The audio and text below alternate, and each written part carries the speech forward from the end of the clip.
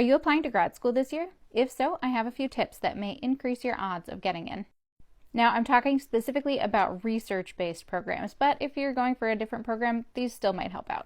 The number one thing you should be working on between now and the fall is building your CV, or curriculum vitae. This is basically a fancy resume that keeps a record of basically every academic-related accomplishment you will have over the course of your academic career. To build your CV, you should be prioritizing the things that people on the admissions committee will be prioritizing. And if it's a research-based program, you'll probably want to focus most on research experience.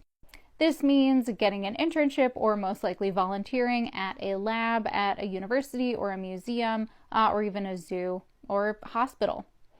If it's not in your discipline, don't worry about it too much.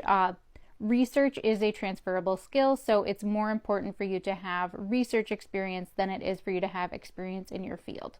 So for example, if you want to get into whale conservation and do whale research for your career, it may actually be better to get an internship collecting data and working on a publication on bird mating habits than it would be being a docent at an aquarium. If you can't find any research opportunities, probably get something in your field. I would stay away from sort of citizen science opportunities unless those can lead to relationships with the researcher or possibilities to get authorship on whatever product, conference presentations, or publications that may result. Which brings me to the sorts of things that you will want to be putting on your CV. The best thing is publications. That's really what this is all about. The game is all about publications. But this may take a year or two, or maybe even more.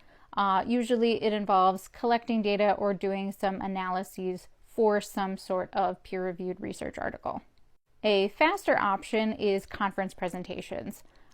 These are projects that are in process. They will eventually lead to a peer-reviewed publication, but we're not quite there yet.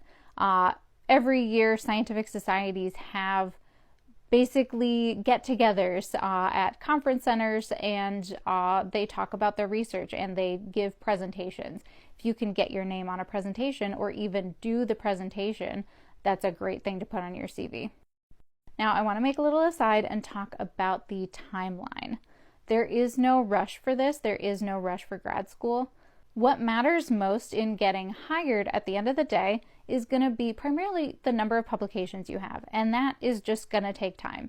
And there is nobody on the hiring committee is like, ooh, they finished their PhD in 3 years, and they only applied one cycle for graduate admissions. No, nobody cares about that. It's about the number of publications that you have primarily.